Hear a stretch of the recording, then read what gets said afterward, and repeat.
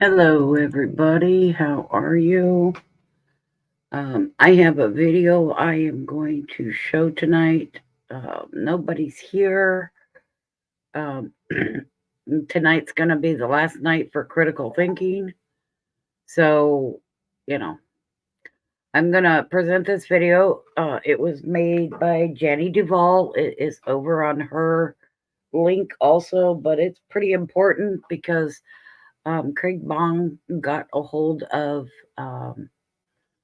the uh, 7-year covenant that they did. So, and he's talking about what's in there, and I really want to present this video, and I will get the links for everything and post them in chat as well. So let me grab those links first.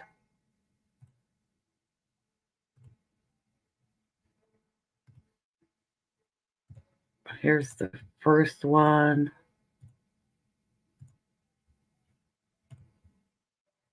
Oops, that's not where I want to go. Here's the second one. These are all the ones that Craig Bong is talking about. And here's the third one. I don't know what's going on, but it appears that John Howe is just not coming back. So, or John Howe is just not coming back. So I don't know what to tell you. So those are all the different websites that are listed on Janie Duvall's website. Craig Bong has Facebook also, and you can find that all on her link as well. But I am going to run this video because I think it's pretty important. So it's about the COP28 stuff and what they're doing. Y'all can go read it for yourself. I think for climate change, they're dealing with food supply and education and transgenderism and sexual content and all kinds of stuff. So I honestly don't believe any of those are part of the climate change issue. So here we go. In the next few weeks or days, it's going to happen early 2024, regardless if it happens in January or not. 2024 is bringing about a black swan event to reset the world. Craig, in December of 2023 of COP28, 198 parties or leaders, 198 all met. And to me, that was a setup for the tribulation, because when you see what happened as an outcome of all of that, and some people who have, watched some of our previous shows said, oh, what happened? Well, a lot happened that you have no idea about. I mean, really, if you honestly think 198 leaders and more people came together and nothing happened, more happened than ever before. And we're going to be revealing some of that in documents, and also what's coming up in 2024. All of this stuff is converging, and there are events that are happening in 2024. It's all a setup for the tribulation. Okay, Craig, what's going on? So on December 13th, the world agreed upon a 7-year deal. And here it is right here. And I have the full document, and it's 21 pages. And so we have a 7-year agreement that we can say, hey, this is possibly the covenant that gets confirmed by the Antichrist. And that is being played out as we speak. And we'll get into that later in the interview. This agreement is acknowledging that climate change is a common concern of humankind, and that the parties should respect, promote, and consider their respective obligations on human rights. the right to a clean, healthy, and sustainable environment, the right to health. They want to control your health. That I'm pushing seeing that, yeah, that has been huge in this whole thing more than ever before.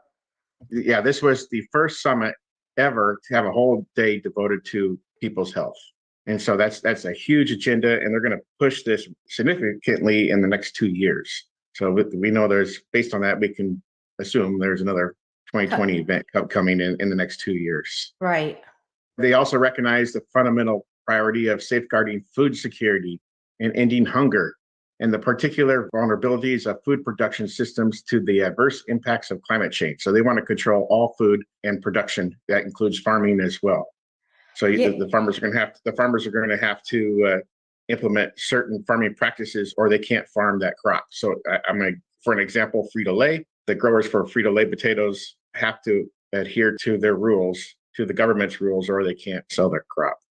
Yeah, the thing that I found interesting with this COP, and they're bragging about it too, is that they said we finally are really doing something about the food and sustainable food. But of course, part of that is fake meat. Part of that is food that is not good for us because made with chemicals. But we'll get into more of that too. And even I want to uncover some stuff from documents of what they're saying. But they are bragging about this food issue now. And if you go to the meat department now, you have to make sure you have bones with your meat. So if you I'll give a typical example. If you go to McDonald's and get chicken McNuggets. Hang on a minute, guys. I screwed something up. Let me represent that screen. There. Sorry. Nuggets or Burger King, get chicken McNuggets. That's processed chicken meat. You probably don't want that meat. You want the meat that's on the bone. And even then, they're feeding these animals GMO products to fatten them up for market. So even then, you got to be really selective on your meat if you want to eat healthy. And you can go ahead and eat it, but we can see in America, for example, what it's done with people that eating this kind of meat fattens them up too. Right. And so all of this they say, is part of climate change, of sustainable food, and yet it's all food that's bad for us. Like none of this makes sense. But okay, keep on going. They even have, by the way, plastic ice cream that you can now eat this plastic ice cream. I think it's in the UK where they've made plastic ice cream. So it's actually oil products, and you can eat this ice cream. And it's a way to get rid of this product, and it tastes good. Oh, and so what is that their way of getting rid of dairy? It's one way to replace dairy. Right, which don't get me on that whole oil thing, what that does to the human body, but forget it. Okay, go on. And I went to 31 flavors the other day, and looked at one flavor is plant-based. So I was like, here they are, they're pushing this plant-based right in front of you. And now that could seem good. I mean, if it's made out of almond milk or if it's made out of oat milk, but the thing is, when they say plant-based, is a lot of times there's all these chemicals. So, but anyway, a lot more happened in Dubai, and I wanna and their plans. So we're going to be uncovering more and more. Keep on going. So they also recognize the critical role of protecting, conserving, restoring water systems and water-related ecosystems, and delivering climate adaptation benefits and co-benefits while ensuring social and environmental safeguards. So here we go. It's total control of your water, and you're not going to be able to go here or this place or that place because they need to conserve water, or you can't use this water source for your field because you need to save the minnows in the stream. So that we've seen this before, but they're going to enhance this within the next 2 years. There's a strong implementation of this. So, and also I know what part of their plan is that 30% of the world's water and land would be off limits. Yes, 30% of the world's land and water will be off limits. So they're discussing in the UN now how they're going to do massive land grabs of the private sector to save the earth. Right. So that's discussion now. No action's been taken. But if you go to Holland, for example, they're already implementing this. Yeah. And the thing is, land grabs, let's talk about the United States. I mean, China is buying up so much of the farmland. I mean, I even talked to a farmer, and he was just like saying how they're, enticing how much they're paying, per acre. So they're really enticing people to give up their land. And then this way, the land is not going to be farmed. So they talk about poverty and they talk about all of this trying to help the poor. Tell me, how are they trying to help the poor? Well, we don't have any farmland, And we have Bill Gates also buying up farmland, and he's bought up land where I live. But what's going to result is he's not going to farm it because he's just going to get carbon credits for it. So if you don't farm, you get paid not to farm it, and you're doing fine. Yeah, so it totally doesn't make sense. Okay, tell me more that came out of that They're noting the importance of ensuring the integrity of all ecosystems, including forests, the ocean, mountains, and protection of biodiversity is recognized by some cultures as Mother Earth, and also noting the importance of climate justice when taking action to address climate change. So here we have this mother, and they're mentioning right in their document that this is Mother Earth worship. Now, okay, and which document is this again? This is the UAE consensus. Right. Okay, so yeah, the UAE consensus, which came out of COP28. And speaking of Mother Earth, that image that you sent me was extremely alarming on the COP28 app. What was that? There's a COP28 app you can download on your iPhone, and it's produced several interesting images in the last month.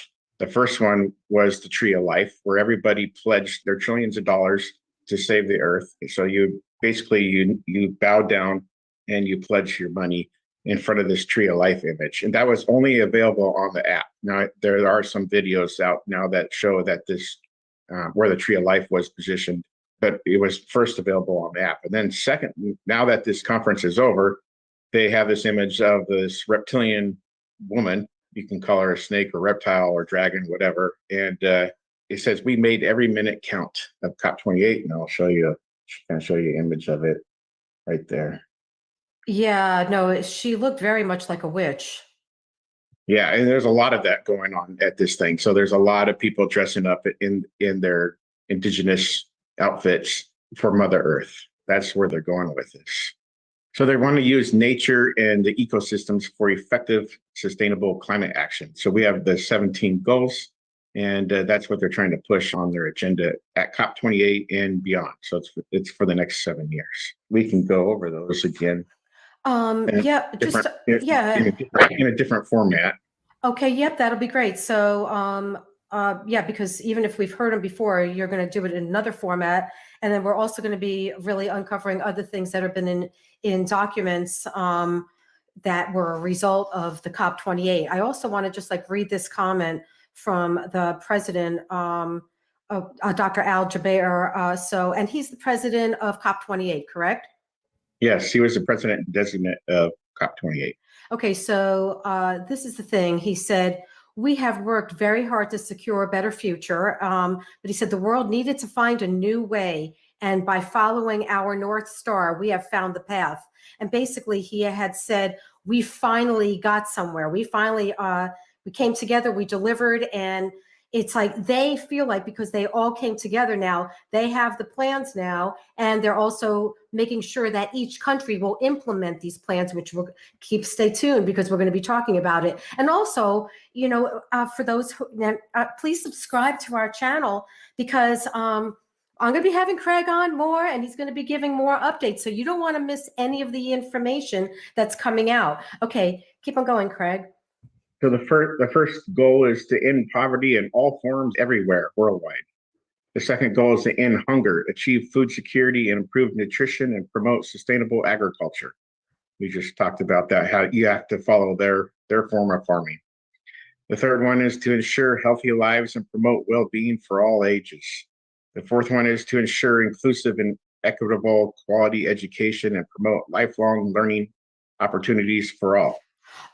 Ooh. Don't even go on, because I'm seeing how they also bragged with this COP about how they're really getting the youth involved more than ever. And I also saw it on a White House document that they're now saying that the federal government's going to be implementing in all of education, from kindergarten and through the universities, to make sure everyone is being educated about the climate. And so they're really getting the youth on board more than ever.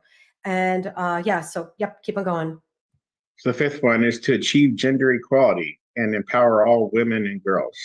So we've seen a push for that for the last 30 years, significant push for it. Number six, ensure availability and sustainable management of water and sanitation for all. So total control of water. Okay, and when they control us through, are they going to start taxing us more? Are they going to start charging us more for use of water? What do you think? Well, your prices for everything's going to go up here significantly in the next couple of years. I'm in California right now, and the prices here are extraordinarily high. So for a soda, for example, in Washington State, you can get two for $3.33, and the state of California for the same soda is almost $4 a can.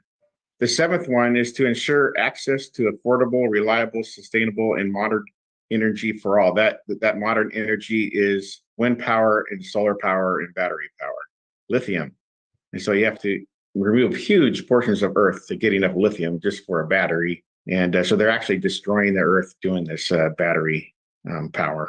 Yeah, it's interesting because when I order products and they'll have lithium on it, they will lithium in there in the battery. Have you seen this too? So on the outside of the box, it's like this warning, and I'm like, okay, this is what they're using. They're saying that it's going to help a climate, but they have all this whole warning about how you would have to dispose of it and all of this, and it makes no sense. But go on.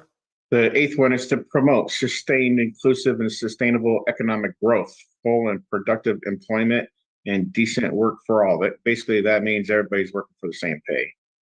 And state of California, for your local fast food chains, as of April 1st, everybody is at $20 an hour.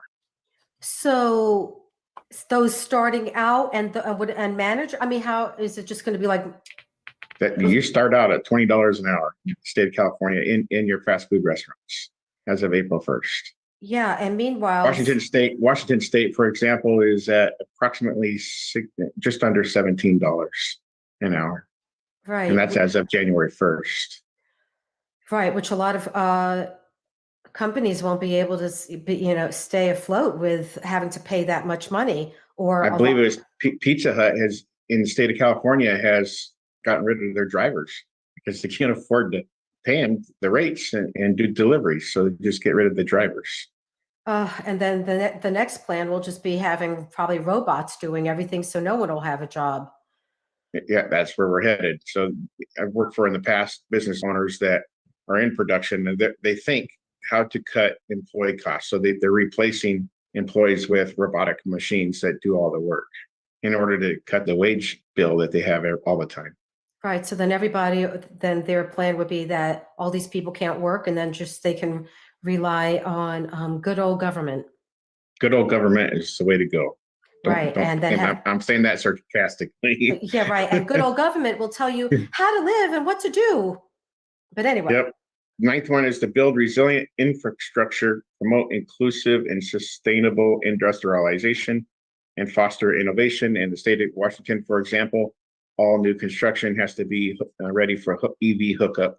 So that's solar power or wind power as of last July, actually. Right, because their goal is to get rid of anything that is with oil and coal and gas. And dam power. So they want to tear down the dams. They're not having very good progress with it, but they want to remove the dams and go with wind power and solar power. Right, and wind power. And if we don't have any wind, then, oh, well, you're out of luck. Yep, can't go anywhere. Can't heat your house. And we saw how that resulted in Texas a few years ago. Number 10 is to reduce inequality within and among countries. So they want, once again, everybody's equal. Poor countries versus the rich countries. There's just a communist agenda. Yeah. Now, speaking of that, when you read a lot of their writings and everything, they'll talk about how we, who are in the first world, that we are the ones causing the problem for the third world, and that's why we really need to give up, the way we're living, give up, like we said, the oil, the gas, and because we're causing a problem for the rest of the world. So they want to make everything equal, but go on. The next one is to make cities and human settlements inclusive, safe, resilient, and sustainable. So there we go. our 15-minute cities. We've talked about that before. Yeah, now I know we've talked about that, but so did you say in the past that Phoenix is like the first 15-minute city? They have a Phoenix has one 15-minute neighborhood city already in place, and they're the first city in the U.S. to do so. There's maps of other cities have maps, such as Seattle, how they want to map it out, which is still yet future. They need it to enforce it. They need another 2020 event, and then it'll be enforced at that time. right. And because then- actually, where I am in California, everything I need is within like 0.8 of a mile. So it's like 1 kilometer. Everything I need is right here. oh my goodness. So that's what they want. So people will they'll go nowhere. And I know that also you said, well, in Seattle, there's like a push for people not using their cars, but for public transportation, right? Oh yeah, there's major push, and in fact, across the I-90 bridge going through Mercer Island, they're putting in public transportation on the middle bridge, and that'll be all railway going between the across Lake Washington. Right. And then the other thing that we're seeing all over, and I'm seeing it here where I am, is the bigger sidewalks. So there'll be more bike lanes. The bigger sidewalks that go nowhere, so you see a lot of people not using them at this point. And you see that in the state of Oregon. So if you go so if you travel Eastern Oregon, they have these huge bike paths, and I saw absolutely nobody else. So it's a lot of money spent. It looks nice idea, but nobody's using it. Right. Money spent. That's really helping the poor, but okay. And tell me the next one. And the next one, number 12, is to ensure sustainable consumption and production patterns. So they're going to manage your waste. And if you're buying too much food and wasting your food, they're going to penalize you. Yeah. So that was another thing that I saw in some of their documents, is that they're wanting to monitor us more than ever before, and that each country will be able to have a plan, or that they already have a plan in place on how they will be able to start monitoring us more. Yes, that plan actually has to be in place. We'll get to that. How soon that plan has to be in place? Yeah, but I know it's that it's very, pretty very soon. So it's very, very soon. So probably it appears it to be by the Summit of the Future come September. So I think their plan has to be in place by September. Right, each country's plan. Each country's plan, and I predict, because these people are never on time, that some countries won't be ready to have a plan yet. But that's just the way it goes. The next one is to take urgent action to combat climate change and its impacts, and that's the all CNI. So they want to control everything and see what everybody's doing. The 14th one is to conserve and sustainably use the oceans and seas and marine resources for sustainable development. So it's control the oceans, control the seas, control marine resources, control. 15th one is protect, restore, and promote sustainable use of terrestrial ecosystems. So control of all land is their 15th goal. The 16th goal is to promote peaceful and inclusive societies for sustainable development, provide access to justice for all, and build effective, accountable, and inclusive institutions at all levels. And the 17th one is what we saw at COP28, strengthen the means of implementation and revitalize the global partnership for sustainable development. That's what's going on right now, and it's still in progress. So this event that happened at December 12th is still in play, and with an unknown date where it's going to be strengthened by King Charles and the Sustainable Markets Initiative. Right, which then you believe then would be the beginning of the tribulation, that'd be the beginning of the tribulation, and we have an unknown date for that, but it's promised to begin in early 2024, and that could be next week, that could be the week following. We just don't know. I just want to say this, because I've had different people's comments, and Craig, I know you believe that could be the rapture, correct? I believe that would be the rapture of the church at that time, or just prior or thereafter. So it's somewhere around that point. Not everybody's going to look at it the same, and I'm well aware of that. So some people are watching, that's the beginning of the tribulation. I think we all agree that's the beginning of the tribulation. A majority of us, that's the beginning of the tribulation. And that's what I'm trying to alert people to, is say, hey, this is the start of we got a 7-year covenant in play. They're stating they're going to confirm this covenant in the next few weeks or days, and we'll get to that a little bit later. And then there's 7 years thereafter. There's actually a clock on focus2030.org that states we're now under that 7 years. They were playing around for a while, adding time and taking away time, but now we're under that 7 years. But if you look mathematically at Bible prophecy, we're still in that window of approximately 2,550 days required by Daniel the prophet. And some people will say 2,520, and either way, it's still seven years. So we're very, very close to this 7-year tribulation starting any day. Okay. And like you said, it's still, whether the rapture is going to happen then or not, we're all can agree on that everything is converging. I mean, even with Israel, there's so many signs, they're all converging at the same time that the tribulation is like so close. We have 2 wild cards in play right now. So we have the confirming of the covenant, and that's not yet done. So we had the strengthening of the covenant. So we can all agree that they strengthened, or probably agree that they strengthened this covenant for 7 years. There's a 7-year agreement I have right in front of me. Yeah, but it's not yet confirmed. And if you go to Sustainable Markets Initiative linked, they're telling you how that's going to happen, and it's through the Sustainable Markets Initiative, and that's still in play. That has not happened yet. At the end of 2023, they made that very clear that that's how this has to happen. So King Charles SMI gives what happened at COP28 the action needed to go forward. Okay, and say what SMI is for people who don't know. SMI is a Sustainable Markets Initiative, or you can look up the website at sustainablemarkets.org, and that's the King Charles website. He'll give his press releases as they come in on that website. Terra Carta is part of that. The action plan to move this thing forward is called the Terra Carta Accelerator, and it's a 7-year plan, 10 mandates or principles per year on land use and water use for the next 7 years. So for a total of 70 mandates. Right. So the first 10 are going to be coming out soon, but we don't know when, correct? Yeah, we don't know when. We can assume January. Based on where we are right now, it's possibly his next press release, but I can't say that 100% dogmatic. But the way that the SMI works, they do press releases on average once a month. Sometimes they'll around copy with several press releases. But the next press release could be the confirming of the covenant. So it's going to happen early 2024, regardless if it happens in January or not. But they've stated that the law firm that's writing up this document is called White & Case. And so you can go to White & Case and maybe you'll see updates there. It's an international law firm. And it's the think tank behind these 10 mandates is called the Pollination Group. So King Charles has put the Pollination Group in charge, and that's a group of individuals that brings together the brilliant minds to pollinate bold new ideas for 2024 through 2030.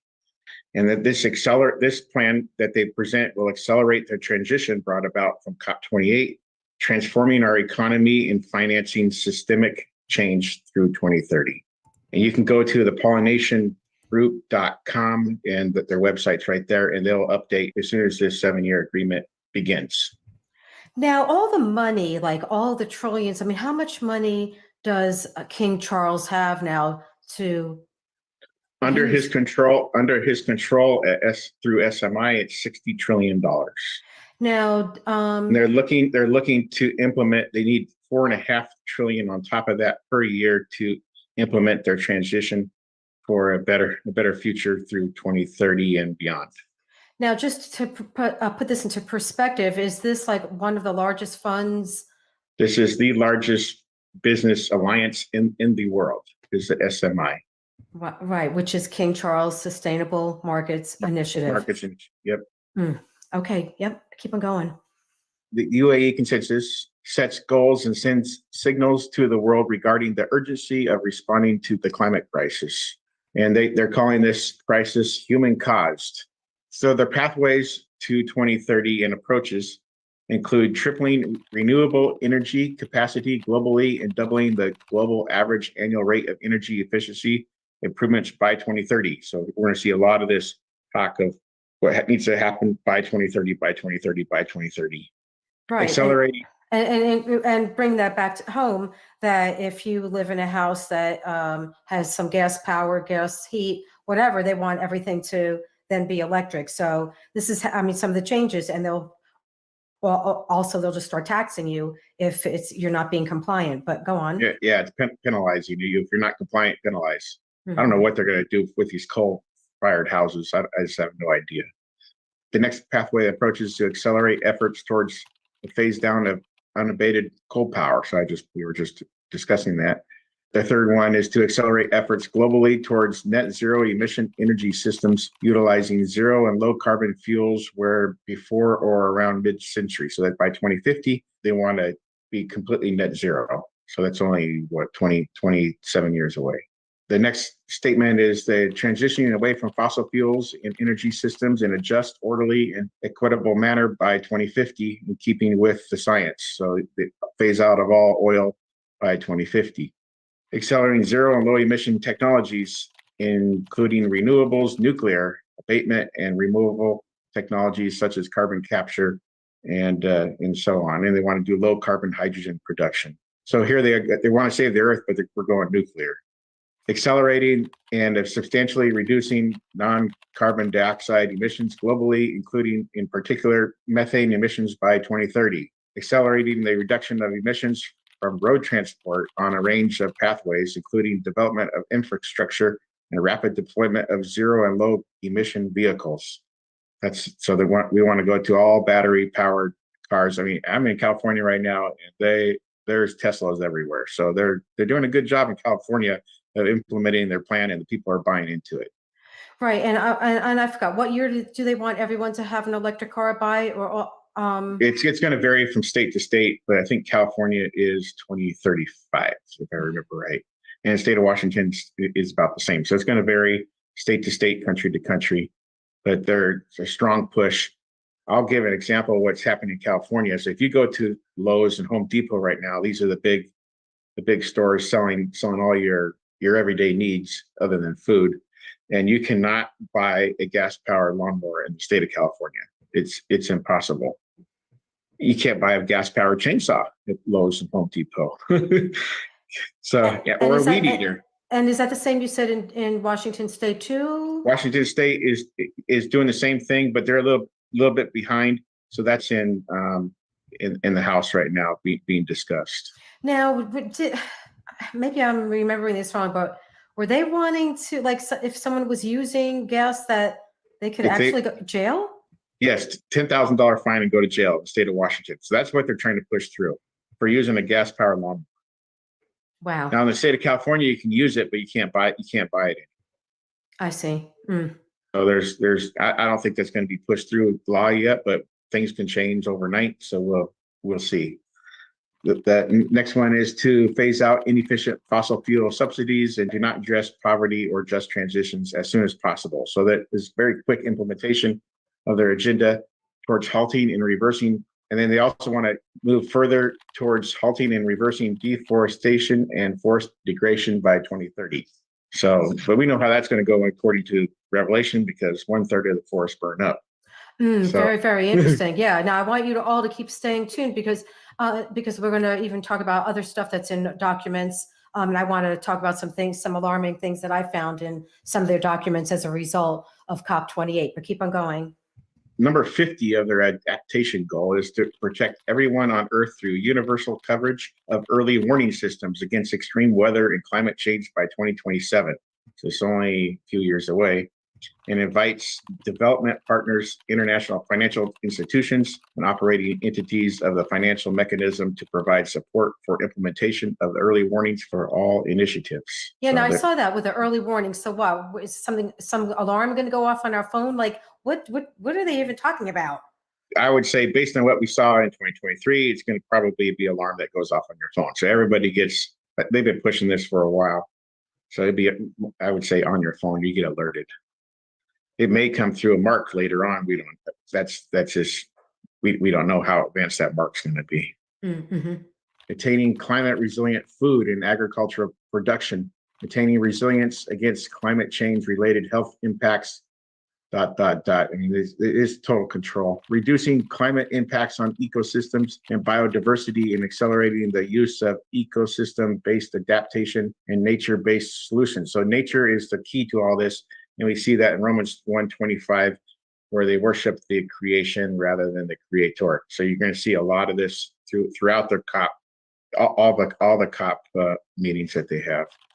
They want to increase the resilience of infrastructure and human settlements, substantially reducing the adverse effects of climate change on poverty, eradication, and livelihoods, protecting cultural heritage from the impacts of climate-related risk by developing adaptive strategies for preserving cultural practices and heritage sites. So it's all about the indigenous peoples. We have to go back to how they once lived. We're gonna have to go back to horses, I believe that would be. Horses and teepees? Horses and teepees. In order to save the earth, by 2030, all parties in place must have a country-driven, gender-responsive, participatory, and full transparent national adaptation plans, policy instruments, and planning processes. So that's telling you how far it's a 7-year deal. They have to do this in 7 years. Right, but the plans that they want each country to have, they want those turned in right away. Right away. It's months. Okay, so again, what document were you reading from? This is the UAE consensus, a 7-year document released December 13th. Okay, and so I had looked at, and tell me if this is the same thing, the UN Framework Convention on Climate Change, outcome of the first global stocktake document. That's the same document. Okay, so I was like seeing like number 44, it said 51 parties have submitted national adaptation plans, which the United States was one of them. So they've already like turned in their plans of how they want to implement in each country, how we will, the way we're supposed to live. Then that was number Israel's another key player, and they've already turned that in as well. Ah, okay. And then I saw number 59 on that adaptation plan. It said, calls on parties that have not yet done so, so that they can all, okay, so all of their adaptation plans, they said, needs to be put in by 2025. But it looks like still that they're really wanting them even sooner than that. Then number 96, this one I thought was interesting. It says, emphasizes the role of government, banks, investors to improving the assessment and management of climate-related financial risks. And then they talked about including taxation. So to how to get all of us to implement their plans is through their taxation. So we will, have to be forced to do whatever they say. But the other thing that alarmed me was the bank thing, because, in China, if you're not doing what they tell you to do, then they'll freeze your accounts. And that number 96 on that adaptation plan, which we'll have the document I'll have it in the description so you can all look up things there yourself. But it looks like that they're going to start doing that kind of thing too, like freezing your bank account if you're not going to be doing what they tell you to do. Don't you think so, Craig? Yes, that's exactly what will happen. They'll freeze your accounts. Right, you right. have to pay, and that'll be corporate, probably on a corporate level. So the corporations are the ones everybody's going to have to raise their prices in order to pay for this climate agenda. So you're going to see that through your soda companies, for example. A lot of your food production, for example, but your gasoline. So you're going to be taxed more on your fuel consumption. And in the state of Washington, we're already there. So it's like state of California, I'm not familiar with what their taxes are, but it's very high gas prices in the state of California. Yeah, and if there was something I want to talk more about the food, some things that I saw in some of these different documents.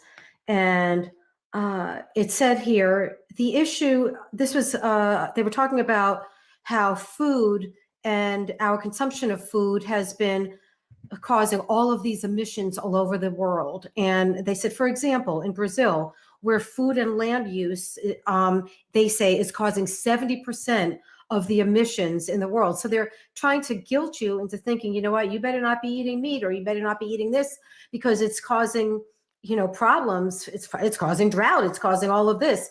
And then another thing that again, that we had talked about with COP28, they said this was the COP when food finally took its place as central to the climate effort. So this food thing is a very, very big issue. And then they want to get it to the point where somebody can only have one steak once a week. I was reading something about that. And then, of course, the meat alternative. And they, now, for those of you who love animals, and I love animals, and they not only want to change your food, but they want to change the pet's food.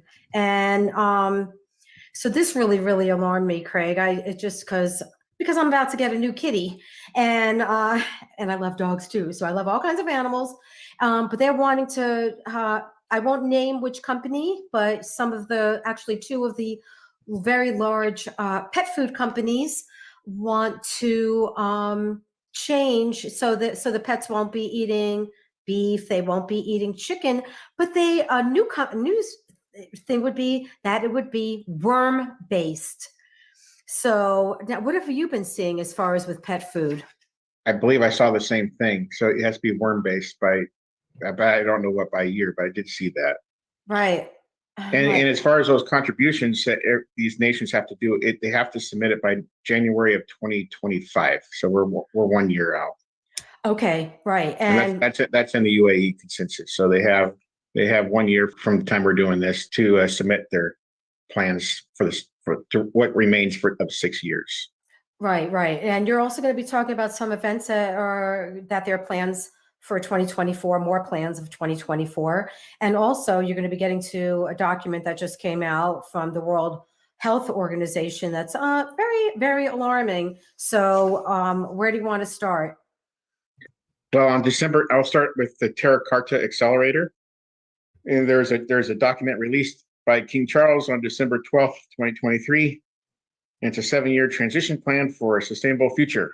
So it says, as a strategic partner for COP28, the Business and Philanthropy Climate Forum, Sustainable Markets Initiative, expanded focus on industry transition with global leaders to align industry, finance, and all country roadmaps.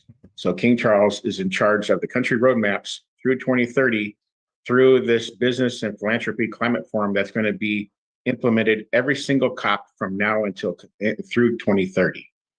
So King Charles is leading the way on this transition for the next 7 years. Okay, and and you've done other videos where you've done extensive research and talked about why you believe King Charles is the Antichrist. Now, for those who are, just watching right now, going, well, he can't be. Well, watch the video and then see all the reasons, and then if you want to make a comment, great. But now some people are going, oh yeah, but King Charles is going to be stepping down. So what do you say to that? Well, if they read the document, most people read the headline. So if you read it, it's in the next 5 to 10 years, it's possible.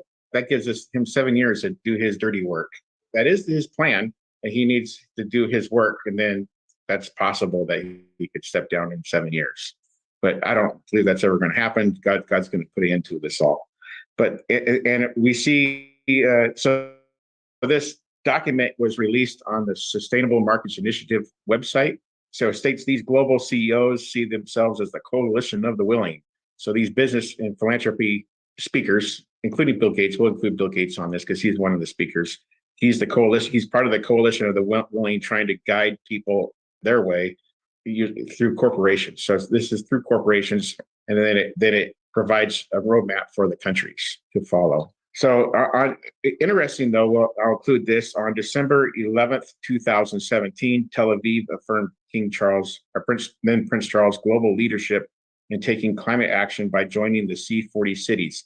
So Tel Aviv is the largest city in Israel that's aligned themselves with King Charles on sustainable cities. That's the 15-minute cities. Now, I want you to talk about some different events that they're going to be doing in 2024, and also to get to that WHO document, which is World Health Organization document. But I also saw, like, in a White House document that it was talking about concerning the climate and everything, that the government will be involved in facilitating relocation for people if they need to be relocated. Have you seen that word relocation also coming up? Yes, especially in China. So but they want to relocate everybody into the cities. So nobody's going to be out on the farms. They want everybody in the cities, and that's happening world. That plan's been around for quite a while, actually. On January 4th, they released a document, the World Economic Situation and Prospects 2024 report, and it comes with a foreword by Antonio Guterres. It says, sustainable development is falling woefully short. Hunger and poverty are on the rise, and growing division between countries and economies are preventing an effective response. That sounds like tribulation's coming. As this report makes clear, 2024 is projected to be another tough year ahead. Sluggish global growth is projected to slow further. The debt crisis will continue to spiral. Devastating conflicts and escalating extreme weather are bringing uncertainty and risk to the global economy at large. The result, development delayed and denied. So development of the SDGs is delayed and denied, according to Antonio Guterres in 2024. That sounds like tribulation's coming, because that's going to put a stop to it and they mess up all their plans. Yeah, that's very interesting. And they keep on talking about a crisis through or a catastrophe, and they talk about aliens, that there'll be something that is going to happen with aliens, and then I heard you talk about that Obama on Netflix, the Obamas have a movie that is about some world catastrophe. Yeah, I watched the movie. I tried to watch the movie, but I fell asleep. So I did watch the movie in part, but there's a catastrophe, and then everything's controlled.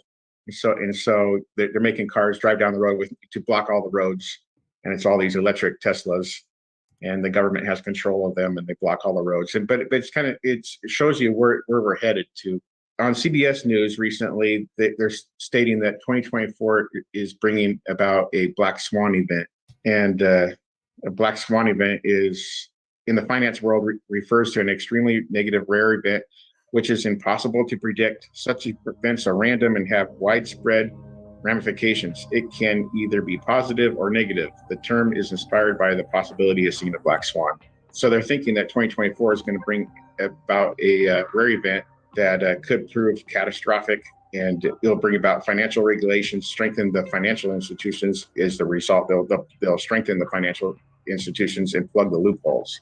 So there's some catastrophic event that they're thinking it's going to happen in 2024. And it'd be like something like Brexit, 9/11 attacks, the financial crash of 2008, et cetera. But it's unpredictable to the observer. So they can't predict. They just don't. There's an event coming they don't know.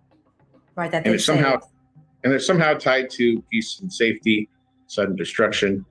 And we're in a period right now what I would call as limbo. So we don't know when this thing is going to start. So it says 2024 must be the year we break out of this quagmire. The summit of the futures in 2024 is to advance reforms of today's outdated, dysfunctional, and unjust international financial systems. So there we go. They're going to change everything. In 2024, we must seize the opportunity to create a more inclusive, resilient global economy that works for everyone, everywhere. So do you think, everyone is talking about like a financial crash, and then when we'll be forced to be on, like a one world currency? That's where we're headed, is a one world currency. And they'll talk about that at the World Government Forum sometime in 2024. They'll talk about that somewhat at the World Economic Forum towards the end of January as well. Their basic summary of the document released on January 4th was we are in a fragile resilience, mass underlining risk and vulnerabilities. The world proved more resilient than expected in 2023. So they're trying to crash. What they're trying to do is crash the economies to reset the world. And it did not happen in 2023. And so they want 2024 to be their year. Even as multiple shocks arising from conflict and climate change jeopardizing progress towards the SDGs. So we have this whole push of transforming the world through the SDGs. There's a further slowdown in development countries. What they're doing in this document is saying the USA is still standing strong, and they're trying to crash the USA, despite aggressively tightening of the monetary systems. So they're stating in this document that a hard landing will come totally unexpected, and we just brought that up with the Black Swan event. The third highlight of their document is industrial policy is being deployed for sustainable development. So all industries are aligning themselves sustainability. So less waste is one of them. Carbon capture is another. So they can't release anything into the environment. It's not all bad, but it's the idea. What is behind it is total and absolute control by one individual. And who is that? King Charles. It's pretty clear. They go on to say inflation, food security, and poverty is what's going to happen in the near future. So we're going to see high inflation, food insecurity in 2024, and more poverty in 2024 if they don't push their agenda. Okay, and tell me again. But actually, the opposite is true. What their agenda is going to push inflation, food insecurity, and poverty. Yeah, it's true. Tell me again what document this one is. This is called the World Economic Situation and Prospects 2024 report. And it came out on January 4th. Came out on January 4th. Mm-hmm. So higher food prices are expected to increase food insecurity. So that's coming in 2024. Finance and debt challenges are believed to remain in 2024, and expect global monetary tightening in 2024. And that this has been happening since mid 2022, and high inflation. So we've witnessed throughout the whole world the high inflation since middle of 2022. And they have a special focus on this report on Gaza and Israel and how to resolve that focus. And I thought that was very, very interesting. And I will send you that document. Yeah, that is. Now, is there any more that you could say about how? Now, I also thought that what King Charles said, he wants to be part of that peace plan. Yes. So he is being updated regularly on the situation. I'm going to say the situation between Gaza and Israel, and he wants to be that man to deliver peace in the Middle East. And that's been discussed actually since as early as January of 2020. By the way, did you see the film that the UAE that COP put out, that we're going to go through hell to arrive at heaven? Oh my goodness, yes, right. By using the song "The Impossible Dream." Basically, I'm going to summarize because it's not in front of me. But basically, you got to walk. We got to walk through hell to arrive at heaven. And so they're doing this on the COP28 website. They use that song, and it's spoken, not sung, but it's spoken in response to the COP28 consensus that we saw in December of 2023. And so they're playing this song and telling you that tribulation that lies ahead, and it's going to be hell, and then they're going to arrive at their heavenly oasis. And they're following the North Star, which is Satan. But they have a foe, and they can't beat this foe. But the foe is in actuality Jesus Christ. So North Star. Okay, right. Because I saw that the president of COP28 also used that term of following the North Star. Yeah, it's the North, whatever the North Star is. But we know from Bible that's Satan. And you know what? To me, what they're really saying is, are you willing to give up all your rights so we can together save the earth? I mean, that's to me what they're saying. And fight Jesus Christ. Mm-hmm. Ultimately, that's what they're doing. Romans 1:25 again. So the World Health Organization has given a declaration, and it says, we stress that any path to fully achieving the long-term goals of the Paris Agreement must include agriculture and food systems. With 7 years remaining to achieve our shared goals, we intend to strengthen collaboration among our respective ministries, including agriculture, climate, energy, environment, finance, and health, and with diverse stakeholders to achieve the objectives and efforts articulated in this declaration and as appropriate within our national context. So that we're still in the 7-year period of time, and they're still stating we have 7 years left to go. So we are in limbo while we await this confirming of the covenant, and we await to see what happens between Gaza and Israel. And then you were going to just talk about some upcoming events in 2024. I know that you named some of them, and I think by the time that we have this up, I thought it was interesting, and we mentioned it briefly, but that January 8th, they're having a UFO briefing, or it's on January 9th. January 9th. Mm-hmm. So we have a very interesting calendar. So in January 2024, January 1st, we had the COP28 release of the song that's stating that tribulation is just ahead. and it's going to be hell. And then on January 4th, we had the launch of the World Economic Situation and Prospects for 2024. On January 9th at 9 a.m., we have a meeting. It's called the Full Committee Member Briefing Notice for Oversight and Accountability on Unidentified Anomalies Phenomena. So on UFOs, that's on January 9th. On January 10th, we have the Global Risk Report launched by the World Economic Forum. Yeah, now I just want to say back to the UFO. I have several videos that I've done with L.A. Marzulli talking about their agenda and saying that they're aliens, but what they actually really are fallen angels and hybrids that could be walking amongst us. But anyway, you can check that out. But go on, Craig.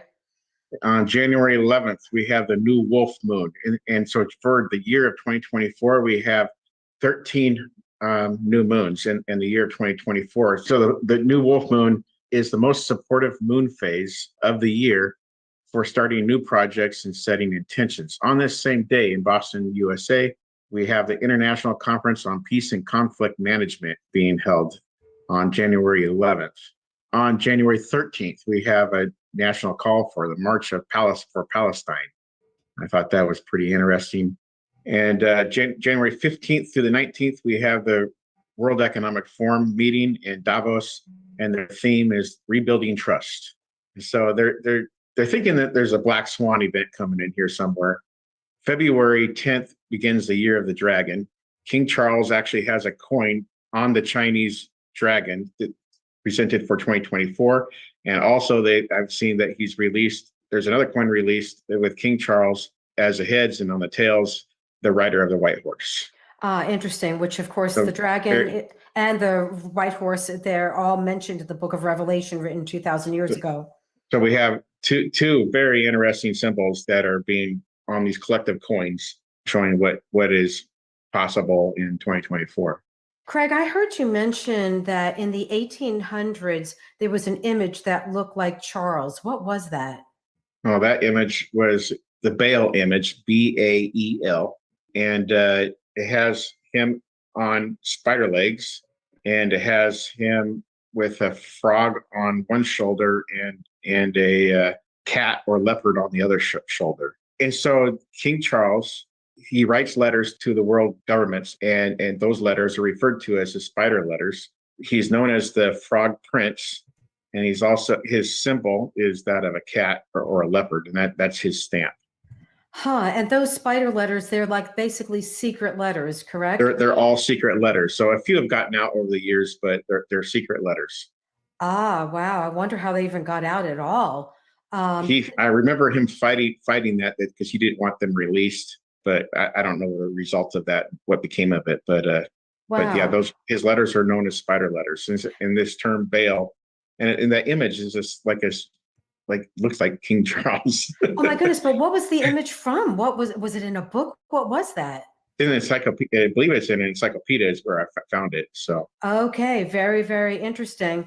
Well, thank you so much, Craig, for all these updates. And please, those watching, subscribe to the channel or share the channel and subscribe, because you don't want to miss any of these updates, because we're going to be having Craig back on. And also, just thank you for those who've been supporting the channel. It's been a huge blessing, and we have more information in the description of how you can help us and support the channel. And also, we have some of the documents we talked about. It'll be in the description too. Okay, thank you so much. Permanent lockdowns are coming to many cities in the U.S. Craig Bong reveals their plans so you won't be caught by surprise. Click the video to watch now.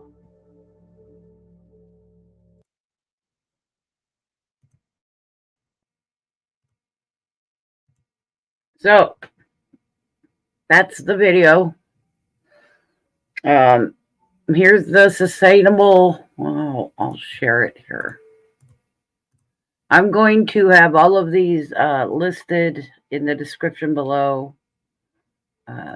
Here's the Sustainable Markets Initiative link. I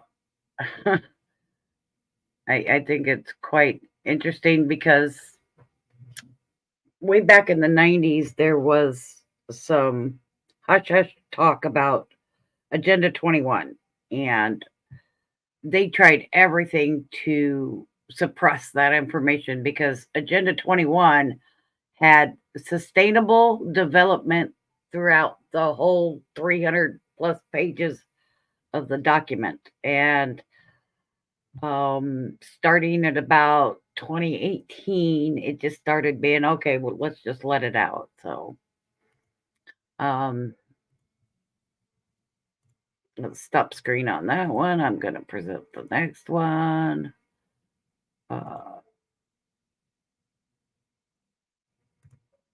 This is the one this is from The Guardian.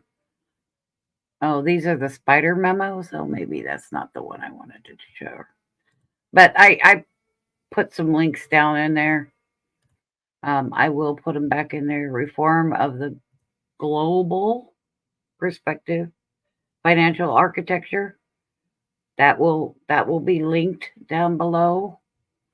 If you don't know about anything in any one of these links, guys, just follow your nose in everything.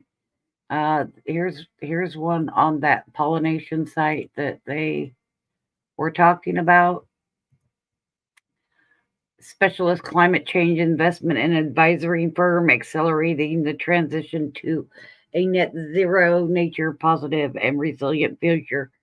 That's talking about GMOs, using GMOs. There's a lot of it there. And the financials. I'm betting, when we found out that all of the money for the Green New Deal is just disappeared, I'm kind of thinking that's probably where it went.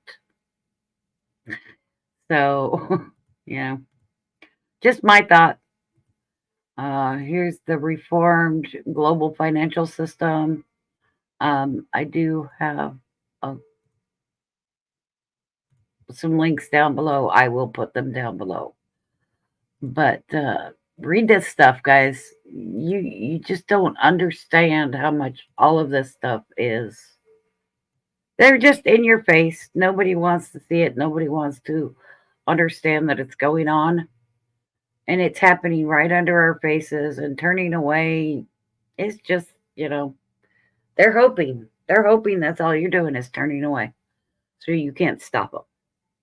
So, yeah, I haven't been feeling good all week. I've kind of been bleh. And then my washer went down again for the second time. My printer took a shit yesterday. And of course, we got snow. We got about 6 inches yesterday. We're expecting more. So it's kind of been a long week for me. Yeah, John, this is my last critical thinking stream. Just, not enough. Just follow your noses, guys. Watch all those links. Follow Jenny, follow Craig, follow Kim Cohen. And I would follow Jonathan Cahn. He's out there. He's calling them all out. Jonathan Cahn is calling everybody out. You should go watch some of this stuff. Let me see if I can pull up his link. YouTube screwed up a lot of things, so make sure if you go watch and you follow Jonathan Cahn, you get the one that says official with the check mark. I will put that one also in the descriptions below.